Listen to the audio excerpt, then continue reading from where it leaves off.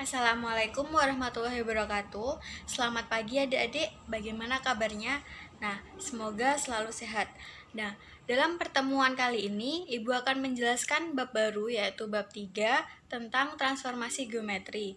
Silahkan adik-adik simak videonya dan jangan lupa dikerjakan latihan soalnya.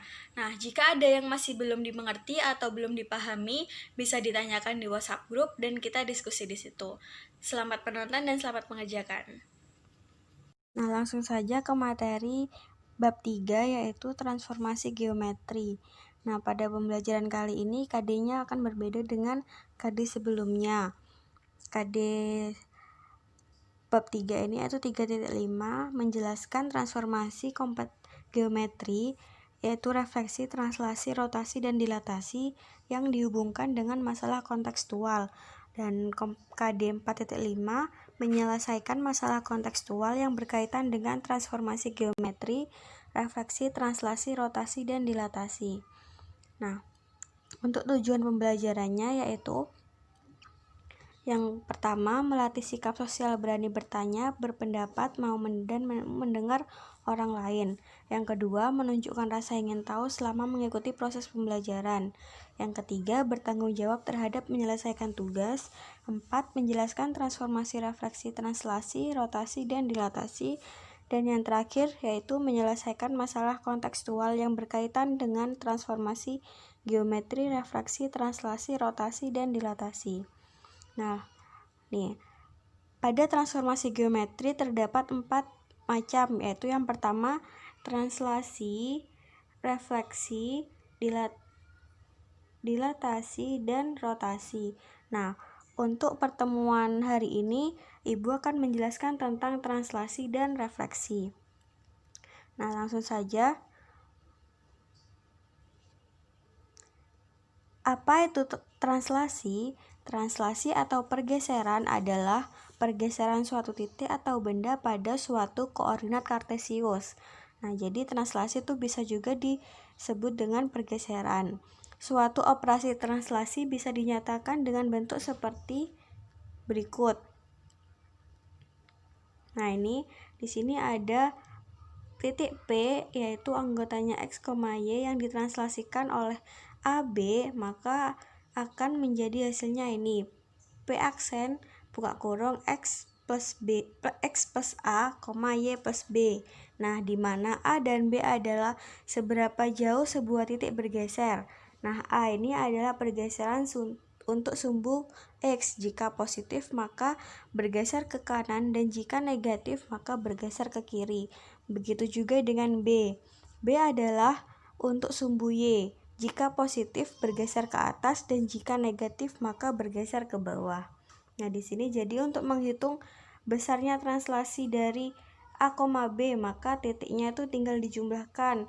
Jika X dijumlahkan dengan A, maka ini X, A, dan untuk Y-nya dijumlahkan dengan B-nya, maka hasilnya nih Y plus B.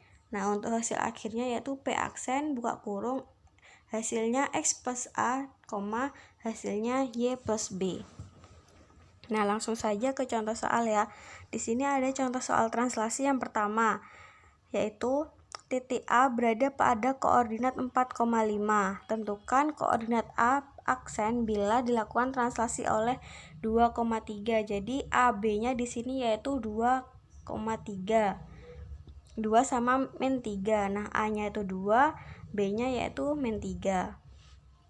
Nah, jadi A-nya ini 4,5. Ini nih berantakan ya, nanti Ibu kirimkan yang sudah saya benarkan.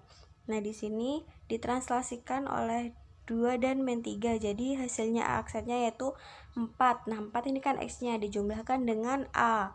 Jadi 4 tambah 2 di sini 4 tambah 2, lalu yang untuk Y-nya dijumlahkan dengan B. Jadi balik lagi di sini ada 5 ditambah negatif 3. Jadi hasilnya yaitu A buka kurung 4 tambah 2 hasilnya 6. 5 ditambah min 3 hasilnya sama dengan 2. Jadi hasilnya translasi tersebut yaitu 6,2. Nah, selanjutnya untuk contoh yang kedua, hasil translasi titik A oleh min 3 dan 2 adalah 2, min 3. Tentukan koordinat titik A. Nah, di sini jadi dibalik ya. Yang ditanyakan koordinat titik A-nya dan yang diketahui yaitu hasil translasinya. Jadi sama saja. Caranya di sini kan ada A, X, Y ditranslasikan oleh negatif 3, 2 ini ya. Dan hasilnya yaitu 2, negatif 3. Jadi berapa nilai X, Y-nya? Nah, caranya ini. Di sini kan untuk mencari X. Nah, awalnya kan X ditambah hasil translasinya, yaitu di sini ada min 3 ditambah A. Nah, hasilnya di sini udah ada hasil translasinya yaitu 2. Jadi X ditambah negatif 3 sama dengan 2. Gini, X sama dengan 2, 3-nya pindah ruas ya, yang di sini negatif, kalau pindah ruas ke kanan jadi positif. Jadi X sama dengan 2 ditambah 3 sama dengan 5. Sudah ketemu X-nya sama dengan 5.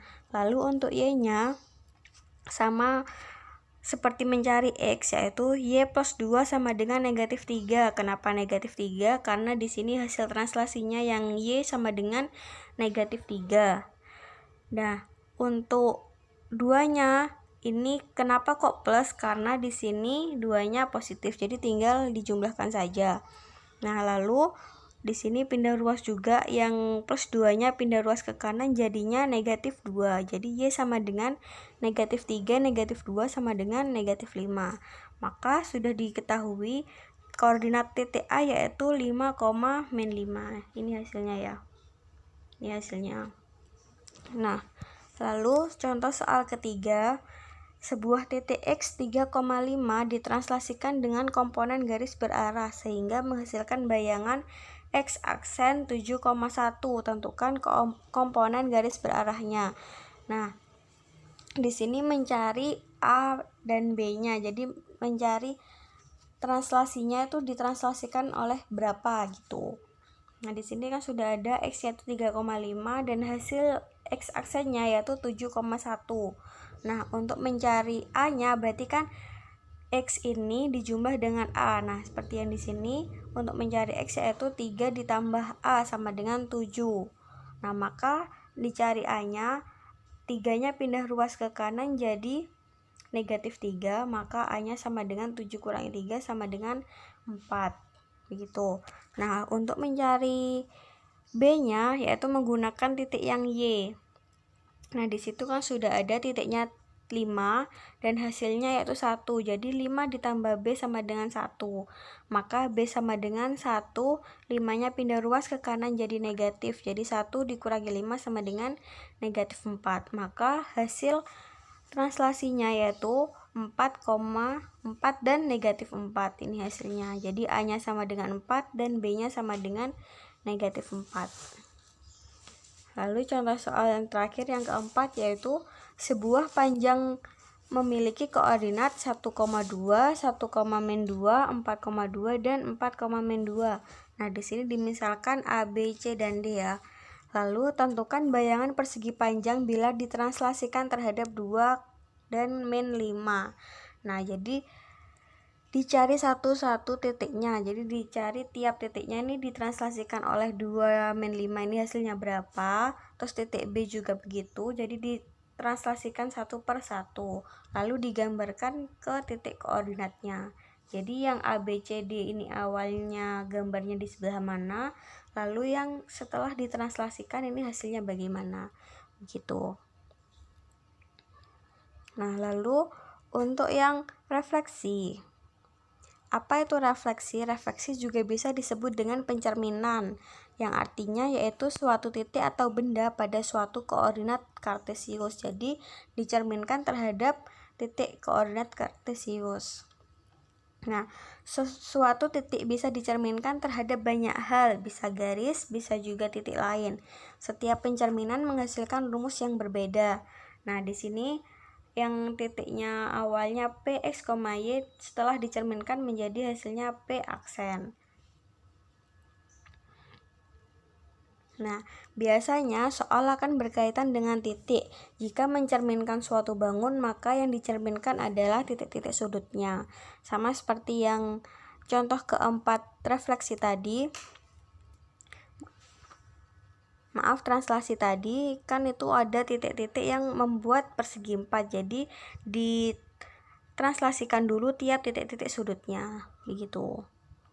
Nah, di sini ada rumus umum refleksi. Jadi rumusnya akan berbeda-beda tergantung jenis refleksinya. Yang pertama ada jenis refleksi terhadap sumbu negatif X. Maka yang titik asalnya X, Y, titik bayangannya hasilnya ya akan menjadi X, min Y. Seperti itu. Lalu untuk jenis refleksi yang kedua ada terhadap sumbu negatif Y yang titik asalnya X, Y, maka titik bayangannya akan berbalik negatifnya. Nah, yang awalnya tadi refleksi terhadap sumbu negatif X ini Y-nya yang menjadi negatif, jika yang terhadap sumbu negatif Y maka X-nya yang akan menghasilkan nilai negatif.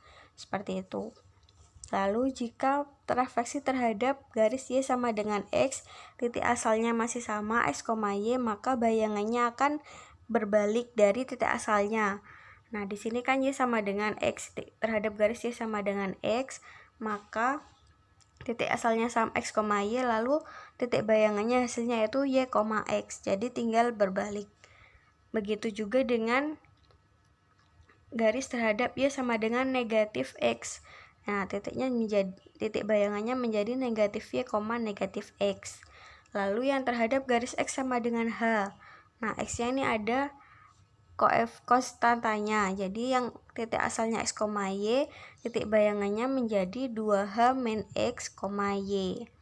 Lalu untuk refleksi terhadap Y sama dengan K, yang titik asalnya X, Y, maka mempunyai bayangan X, 2K min Y. Jadi ini rumus umum dari refleksi. Lalu contoh soal refleksi yang pertama. Titik A berada pada koordinat 4,5. Tentukan koordinat A aksen bila direfleksikan terhadap titik 0. Titik O yang titiknya 0,0. Nah, di sini kan ada titik pangkal nih. Rumusnya titik pangkal 0,0. Jadi P aksennya menghasilkan negatif A, negatif B. Jadi tinggal nambahi negatif saja yang dari titik koordinat aslinya, begitu. Lalu yang contoh soal kedua, tentukan bayangan dari sebuah titik P 3,4 jika dicerminkan terhadap garis X sama dengan 2. Nah, X sama dengan 2 berarti di sini masuk rumus yang X sama dengan H ya. Jadi titik bayangannya menghasilkan 2H min A, B. Nah, H-nya ini tinggal dimasukkan. Di sini H-nya kan 2. Nah, jadi 2 dikali 2, di sini min A, A-nya kan di sini 3. Nah, di sini A-nya 3, berarti 2 dikali 2, 4, kurangi 3 sama dengan 1. Untuk B-nya itu masih tetap yaitu 4. Jadi hasil pencerminannya yaitu titik P sama dengan 1,4. Lalu contoh ketiga, jika diketahui bayangan sebuah titik adalah A aksen 3, negatif 1, yang merupakan hasil pencerminan sebuah titik terhadap Y sama dengan X. Tentukan posisi titik awal. Jadi di sini nih sudah titik bayangannya. Maka disuruh mencari titik koordinat awalnya. Berarti di sini ada pencerminan terhadap garis Y sama dengan X. Nah, di sini kan ada rumusnya Y sama dengan X, yang hasil pencerminannya berarti B, A atau Y, X gitu ya. Nah, jadi di sini tinggal dibalik aja. Yang A jadi B, yang B jadi A. Seperti itu. Jadi di sini yang awalnya yang hasil bayangannya itu 3, negatif 1, maka titik awalnya yaitu negatif 1,3. Tinggal berbalik aja karena di sini Y sama dengan X. Seperti itu. Nah, ini ada latihan soal untuk materi yang translasi dan refleksi. Jika masih ada yang belum dipahami atau kurang bisa dimengerti, bisa ditanyakan lewat WhatsApp grup dan diskusi di situ. Nah, sekarang kerjakan latihan soal ini lalu dikumpulkan chat pri ke ibu. Sekian untuk pembelajaran materi hari ini. Nah, bagaimana? Sudah disimak dengan baik videonya adik-adik? Nah, jangan lupa dikerjakan latihan soalnya dan lalu dikumpulkan ke WhatsApp pribadi ibu. Sekian pemaparan video pembelajaran tentang geometri transformasi geometri dari Ibu. Kurang lebihnya mohon maaf. Wassalamualaikum warahmatullahi wabarakatuh.